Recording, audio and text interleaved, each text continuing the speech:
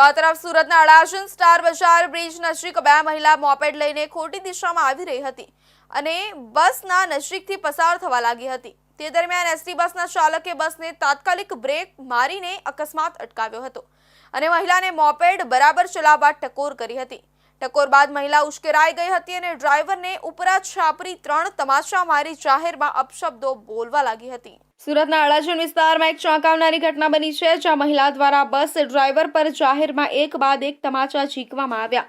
આ ઘટના સ્ટાર બજાર બ્રિજના નજીક બની હતી, જેમાં મહિલા બસ ડ્રાઈવર પર ચીડાઈ અને તેના પર હુમલો કર્યો હતો।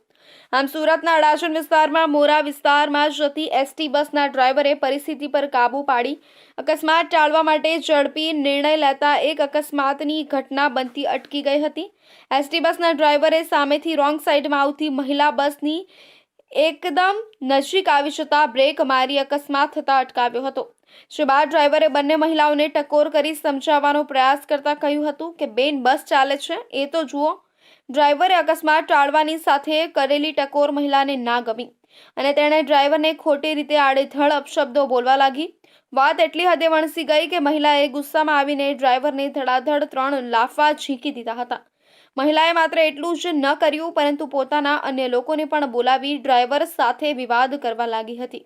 આ ઘટનાને કારણે બસના અન્ય યાત્રીઓ પણ આશ્ચર્યચકિત થઈ ગયા હતા।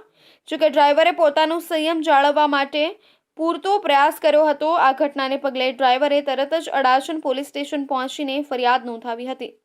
એસટી યુનિયનના નેતા કૌશલ દેસાઈ અને વિપિનભાઈ લંગડિયાએ પણ પોલીસ સ્ટેશનમાં હાજરી આપી અને મહિલા તેમજ તેના મળતિયાઓ વિરુદ્ધ એફઆઈઆર નોંધાવી છે।